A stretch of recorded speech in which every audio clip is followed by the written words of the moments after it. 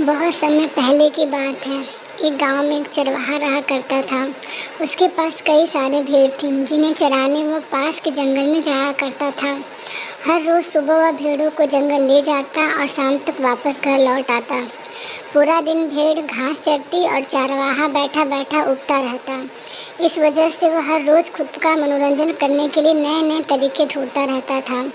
एक दिन उसे एक नई शरारत सूझी। उसने सोचा क्यों न इस बार मनोरंजन गांव वालों के साथ किया जाए।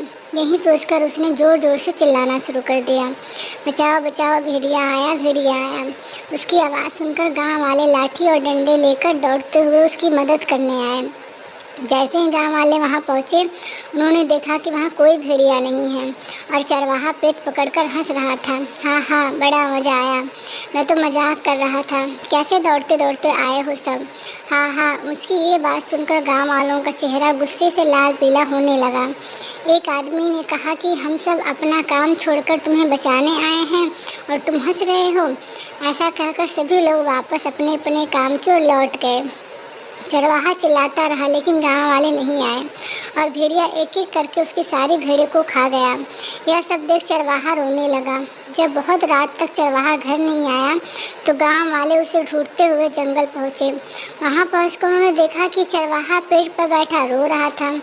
कुछ दिन बीतने के बाद गांव वालों ने फिर से चरवाहे की आवाज़ सुनी, बचाओ बचाओ भेड़िया आया बचाओ। यह सुनते ही वो फिर से चरवाहे की मदद करने के लिए दौड़ पड़े।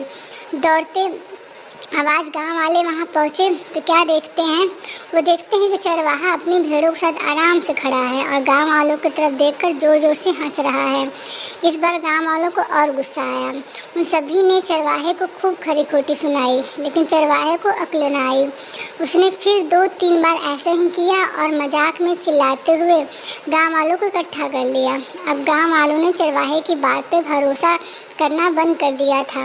एक दिन गांव वाले अपने खेतों में काम कर रहे थे और उन्हें फिर से चरवाहे के चिल्लाने की आवाज़ आई, बचाओ बचाओ भेड़िया आया बचाओ। लेकिन इस बार किसी ने भी उसकी बात पर गौर नहीं किया। सभी आपस में कहने लगे इसका तो काम ही है दिन भर यूं ही मजाक करना। चरवाहा लगातार चिल्लाता रहा, अरे कोई तो आओ, मेरी मदद करो, इस भेड़ियों को भगाओ।